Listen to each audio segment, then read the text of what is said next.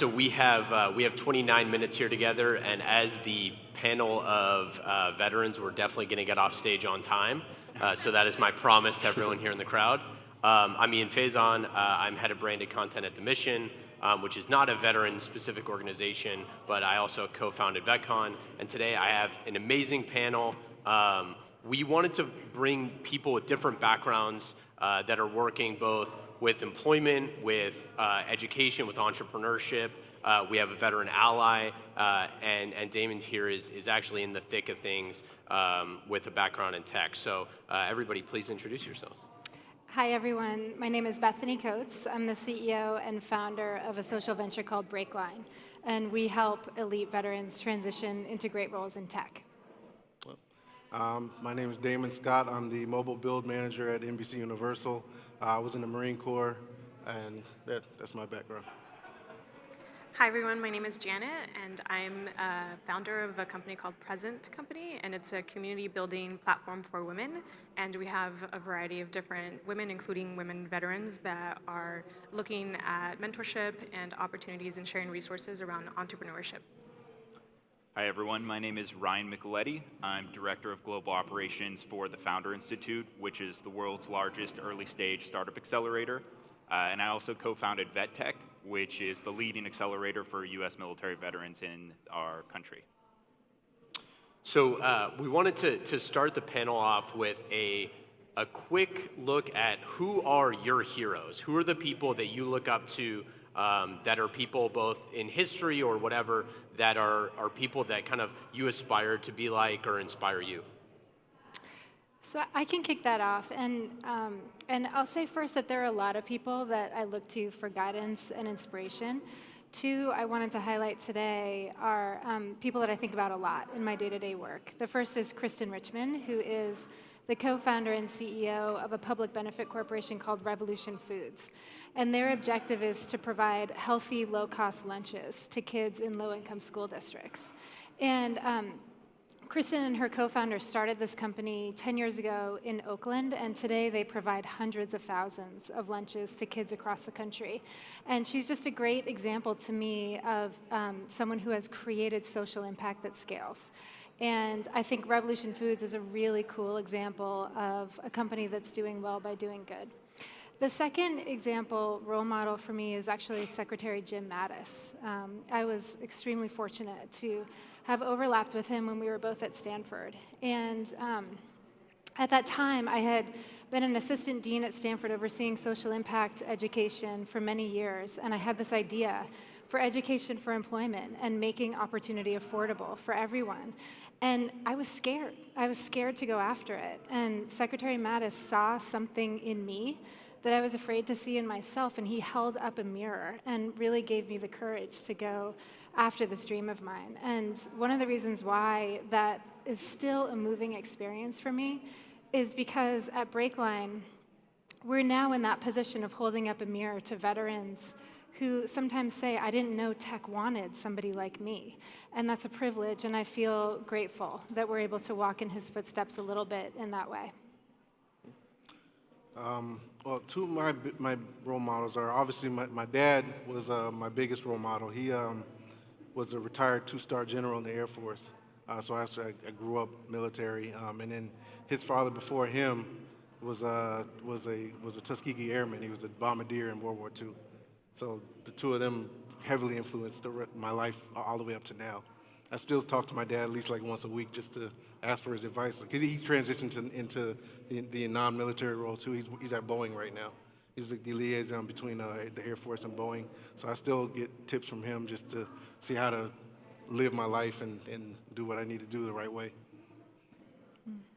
Both of my role models were in education. My high school counselor, Diana Rodriguez, who would take time every year to take a group of students from Fresno, California, that's where I went to high school, and take us on a tour of the Ivy Leagues in the East Coast. So these are schools that we'd only seen really on TV or in movies, and didn't really have a great idea of how to get in. And so she would take us there and introduce us to admissions officers, get us acquainted to students that were like us, students of color that had also gone from Fresno to those schools, and that really opened up a whole different level of opportunities in terms of education for university. I ended up going to Brown. I studied computer science, and it was, again, another professor who would encourage women to study CS and to really, break that idea that it was only something that, my male, students in my classes could do. So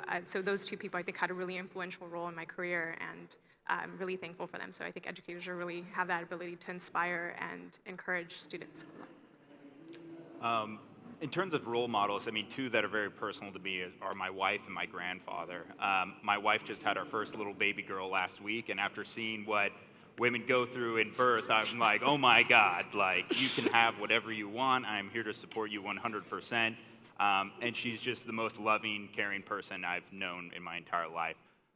The other person is my grandfather, who was an Italian immigrant, came over here with nothing, achieved the American dream, and basically without his hard work and dedication, I wouldn't be where I am today. And so I kind of think intergenerationally now because of that, and like knowing that as a brand new father, the things that I do now are going to have an exponential effect to the generations that come after us. So those are the two for me.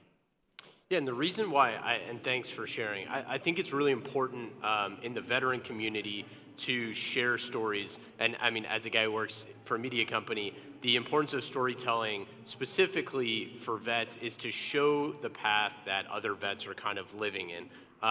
So let's get into why do we think that vets are underrepresented in tech, and kind of what are some of the problem that you see and solutions that you see? So I think in the work that we do at Breakline, we routinely see three gaps that cause friction and get in the way of hiring. We're most concerned with hiring and really creating a diverse workforce.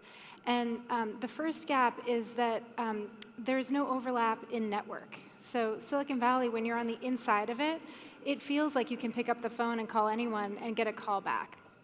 When you're on the outside of it, it feels incredibly fortress-like. It feels monolithic and impenetrable.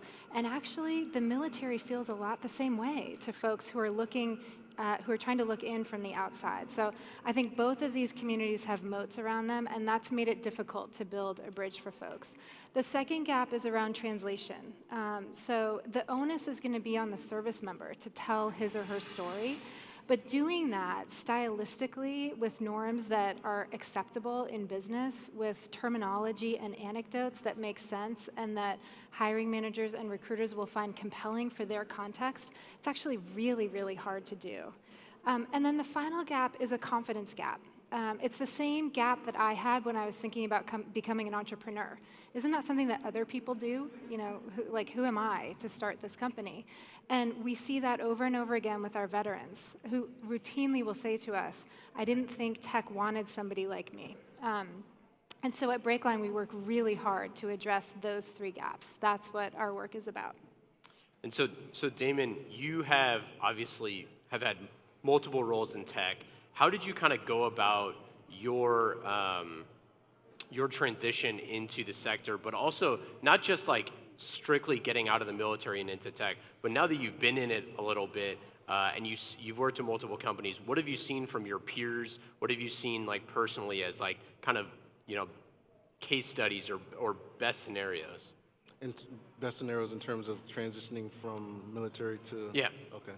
Well, first of all, my story was I went to the military and I went to OCS and I ended up breaking both my legs, so that kind of ended my career. But I'd already gotten my degree before that. I went to a school called WPI, which is like an MIT type school out in Massachusetts. So fortunately, I already had that background before my time was limited. But from there, actually. I went and I got a job at a startup, being the VP of engineering, which is, everybody when you get a startup, you get a really high title. So I went from there, and then I transitioned over to Disney, doing the same thing, Drupal development. And then from there, I got hired at NBC, which is where I am right now. One of the things I think is a problem in terms of people transitioning over is they don't necessarily know what their options are. I know for me, I just had that background. But when you talk to a bunch of senior veterans, stuff like that, they mostly will refer you to what they know, and what they know is probably contracting, defense contracting, something that has to do with the government, not necessarily anything that deals with technology. So I think one way to get to alleviate that issue would be to have people who are in tech come reach out to some of the programs. They have transition programs that help you get from being in the military out into the real world. But that transition program is also run by people in the military. So they don't necessarily know what's out there either. So I think the onus is on people who are in tech to actually come in. And I know it's monolithic, it's definitely scary, but those people want it. They do, because you'll see some of these kids who are like, they're 22 years old, they're on their 4th year, they want to get out, but they don't know what their options are. They want to go do something, and they might be the smartest person on the block, but they don't know that they're qualified because nobody's ever told them that. So I think sometimes people just need to make that connection. Yeah, so Janet, as an ally, obviously you're not a veteran yourself, but you're involved in the community, and you're especially like heavily involved in the women's community. How do you view kind of the veteran ecosystem as an ally, as a talent pool that you can kind of like tap into, and a place where you can kind of blend what you're doing with women and what you're doing with vets? Yeah, I think one of the really fascinating things about tech is that, it's not just, teams and companies aren't just made up of just engineers. You would need people in sales, people in marketing, people in community building. And so I think that understanding what your business needs and the experience that someone like a veteran could bring in, I think is really important. So I always encourage you. This is the same thing for a lot of the women's groups that we work with. It's understanding, how you can break into tech and maybe not the traditional role of having a computer science degree. And so I think the more we share about that, and that people get to see what makes up a Facebook and a Google, and you'll get to see there are so many opportunities. And the same applies for small businesses. And so when you're thinking of building your team, starting early and going to these programs that do, that have, vets that do code, but also that are looking to put them in different positions, I think is really important. So Ryan, with Founder Institute, you've seen thousands and thousands of startups and entrepreneurs that want to take the next level. I think from the startup perspective, it's a really interesting question, because there are no startups in the military, right? Like there's no job in the military that you can immediately go. But we've seen massive success from companies like Nike and GoDaddy and FedEx and hundreds of really successful companies founded by vets. What do you see as like building a community and an ecosystem of veteran entrepreneurs that's maybe different from other groups? Yeah, that's a great question. Well, so going back a little bit, in 2012 we started VetTech because we saw there was a huge gap between Silicon Valley and military service members. And we wanted to fix that gap because statistically veterans are more entrepreneurial and better entrepreneurs than the average civilian. And a lot of that comes back to leadership training, the ability to execute. And if you talk to any venture capitalist up and down Sand Hill Road, they'll take a team that can execute over someone with a great idea but aren't able to fulfill the mission and get the job done any day of the week. So with that in mind, we started VetTech to kind of close that gap, to create resource access from the veteran entrepreneur side to Silicon Valley using the Founder Institute, using plug and play. And so in terms of creating a community, in 2012 when we started, there was no such thing as veteran entrepreneurship. And this is something that you and I have talked about before. And it's sort of this phenomenon that started like increasing more and more as the wars died down, as people there was this huge influx of military service members transitioning into the civilian workforce. And so at the time, it was veteran unemployment was extremely high. And so we thought there was no better way to fix that than to help veterans start companies who would then go and hire other veterans and do that in leading industries that are changing the world. And so I think a big misconception about veterans is that they're very rigid in their thinking and that they prefer to take orders and that's all they know. Whereas what the truth is that we're actually really great problem solvers, right? You get dropped off in the middle of nowhere and you have to figure out how to accomplish a nearly impossible mission with this small group of dedicated individuals who are highly trained and disciplined. And if you kind of take that framework, that's entrepreneurship, right? And so to build that community, I've really seen a lot of growth over the last probably 3 years, where organizations like VetCon and Breakline are all kind of coming together with different missions and different attributes, but all in tech and sort of building that local community to help provide that access.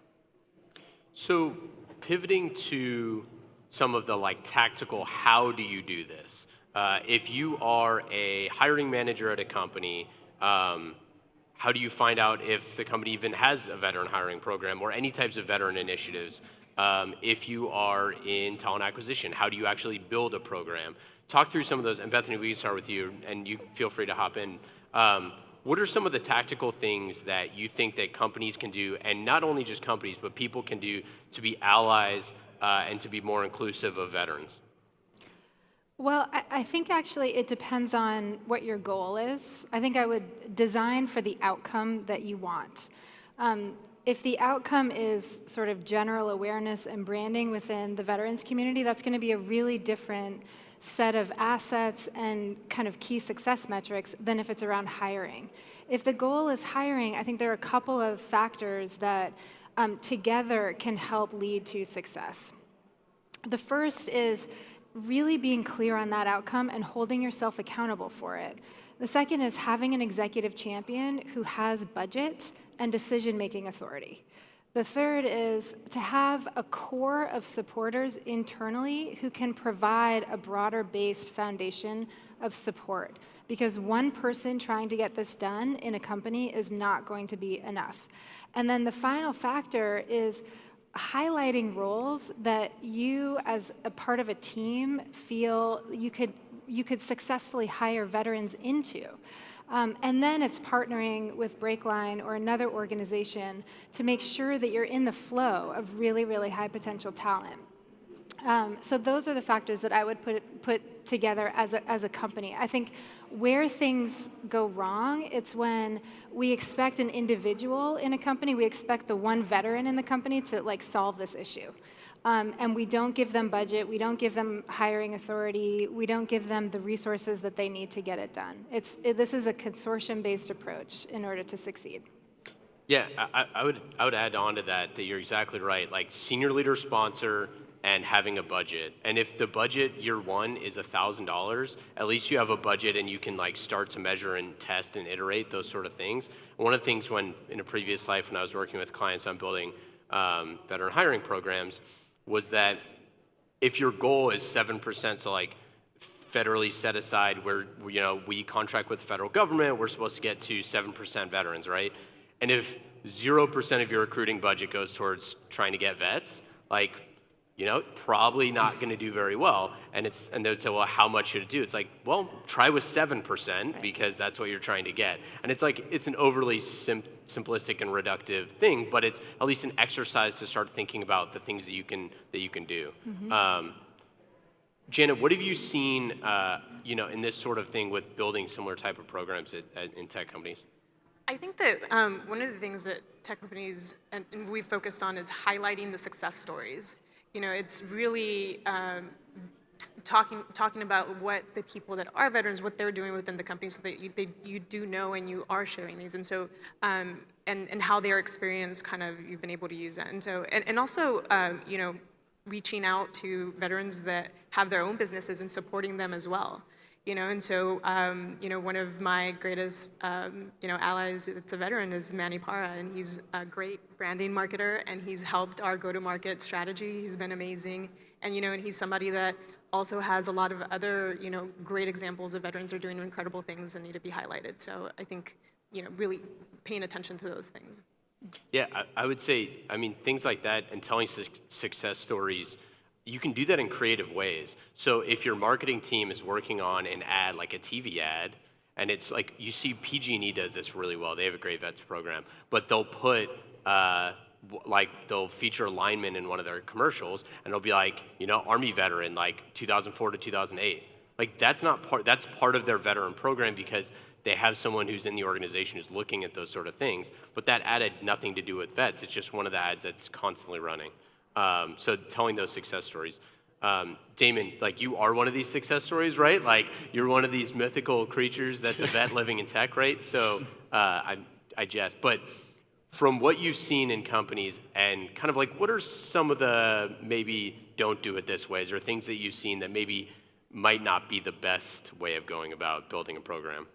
Well, actually, that's much easier than the other one, the other question.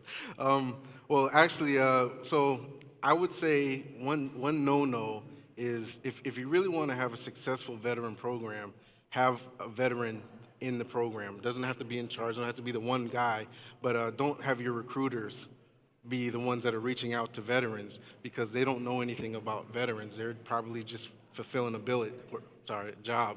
That was a military term. They're fulfilling a job in that organization, and they're just doing what they're told to do, and they basically have to do the same thing as military recruiters do, and they just have to fill numbers, right? So have somebody who actually who cares about what's going on, in the company and with the veterans be in charge of that program. I think that's and then everything else kind of comes from the top down from there. One of the things that I've seen work really well is, we have Veterans Day coming up. Here's a very tactical thing. Email your CEO and say, hey, we should do a private dinner with you and the leadership team with a bunch of vets in the company. Send an email out to the company and say, hey, who would be interested? And if you're worried, you're like, oh, we have a 100,000 person company or whatever it is, 10,000 people. Like, what if they all respond? It's like, well, then they all feel good enough to respond to something like that. That's a win. So, like, worry about that when you get there. But there's things that you can do to start to like build this and say, hey, we haven't built an ERG or we haven't done something, but to be able to start being inclusive, those are tactical, easy wins that you can get and start to gauge, like, do people in this company feel comfortable talking about this sort of thing? And what my guess would be is that in most cases, there's vets all over your leadership team or all over your company that you don't necessarily have self-identified that way. And like tech companies are littered with C-level executives, CEOs, COOs, and all that sort of stuff. Ryan, shifting back to, and we're going to open up to questions in 2 minutes. Ryan, so from the entrepreneurship side, I think it's really interesting that companies can kind of tap into some of the, and like you're saying too, Janet, there are companies out there built by vets or startups that need support in the veteran ecosystem, but they're going to be really active. What have you seen in terms of best practices of companies and like bigger corporations kind of partnering with smaller startups? Yeah. Well, from my personal experience, it's been reach from VetTech, building the relationship with the VSO or the Veteran Support Organization, and then having them be the filter. Because the company doesn't know what they don't know. All they know is they want to partner with veterans and either support veteran startups or hire more veterans, but they don't know where to begin. And so there's usually a subject matter expert, in this case for entrepreneurship. And I'll give you an example. Palantir. They want to hire a lot of veterans. They're also interested in acqui-hiring veteran talent from the entrepreneurship side. So we spoke with a couple people there, and they're a corporate partner of ours. We make introductions to them all the time to help veterans either get funding from them or at least put them on the radar of Palantir that maybe down the line there's an acquisition or some other kind of partnership that could be established. So I really think, to add to what Bethany was saying about, how do you build this holistic program, it really, you really have to rely on partners to help support it. But with that said, I think there's something like, 10,000 veteran nonprofits in the U.S. It's some astronomical 40,000. It's 40,000. So, yeah. Insane, right? And not all of them are as altruistic as you would think they would be, and not all of them have the impact that you would think they would have. And so it's really about finding the right organization to meet your specific mission. Yeah, that's great. And I think that kind of goes back to one of the things that we always talk about is like, just buy their stuff, right? Like if you're a startup, you know what they need you to do, buy their stuff. You can build like a really powerful organization or like a veteran ecosystem that isn't just about hey, we're bringing in, filling slots or trying to get, engineers in, which like we know is a focus. Like, where there's like really talented engineers like sitting in startups that if you start buying their stuff, you might be able to tease them away. Okay, so 5 minutes left. We'll start opening up to questions. So anyone who has a question, just feel free to raise your hand and we'll bring you a mic. And we can just kind of start going through some final thoughts. Anyone? Oh, yeah, here we go. Hi, oh wow, that's really loud. My name is Erica. I'm from the retail sector, which feels like such a huge gap, between the military and retail, but really finding this panel very interesting. So Ryan, I know you mentioned a really interesting insight where vets are more likely to be entrepreneurial. Do you have any other insights to share like that, or potentially a resource you could point us to where we could learn more insights like that about military vets? Yeah, specifically on the entrepreneurship side or on the hiring? Just generally, when we think about kind of like, for me, I'm in recruiting, for example, like making the Okay. case to hiring managers Yeah. about, some specifics that they can add value to the organization. I'd love to learn more. Yeah, there's actually two, and this goes back to our exact last question. There's two veteran startups that I've been working with that have to do with the veteran hiring space. Both are recruiter technologies, right? So a gentleman named Anthony Garcia created a company called Guidon, which does resume translation from the military jargon that is created from like the TAP Transition Assistance Program that veterans have to go through when they exit, and they turn it into a civilian-friendly resume. And so they actually raise money from Floodgate Ventures and have done a lot of incredible things. Another one is called Hire Scout. They recently went through the Alchemist Accelerator, and they've basically are creating this community where they're doing like almost like a psychological assessment for finding where the veteran fits in a specific organization and helping make that pairing. And so Hire Scout and Guidon are two companies that actually you could just plug right into your existing recruiting effort, and you'll get a bunch of veterans candidates from that.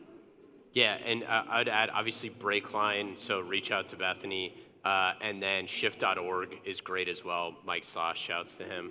They're doing a lot of great stuff, putting veteran operators into startups. I can hear you.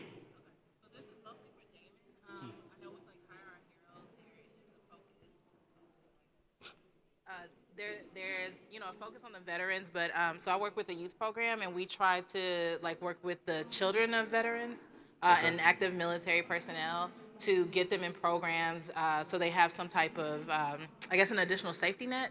So does your program or others that you're aware of work with the children and families of vets to help them also be in a positive pipeline?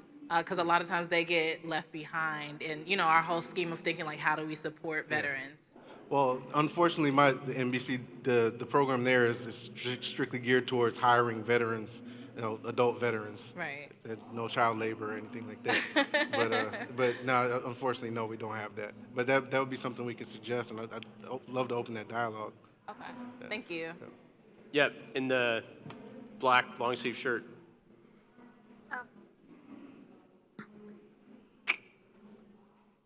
I think this is the final question. Hi, Zoe Dunning, retired Navy. The country with the highest venture capital per capita behind the United States is Israel.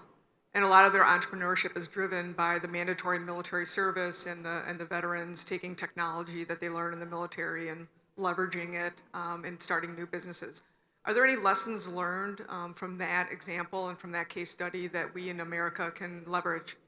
Yeah, absolutely. So at VetCon earlier this year, we had the CEO WalkMe, who's Israeli, was a speaker at VetCon, and Ryan and I talked about this a ton, that what they're doing with Israeli startups and just their military experience, we're doing a lot of the same sort of stuff, either at VetTech or different types of thing that we're working on. But yeah, you're exactly right, and there's a reason why they have such rigid discipline and all the things that kind of the same thing that American startups have that are vets. So yeah. Okay, all right, we got to get off stage. 29 seconds. Thank you so much. And Janet, what's the plug for your company again? Present company. You Yeah. can search for them in the App Store. I didn't get her photo on the thing, so that's my bad. Thank you, everyone. We'll be here for more questions if you need anything. Thank you. Thank you.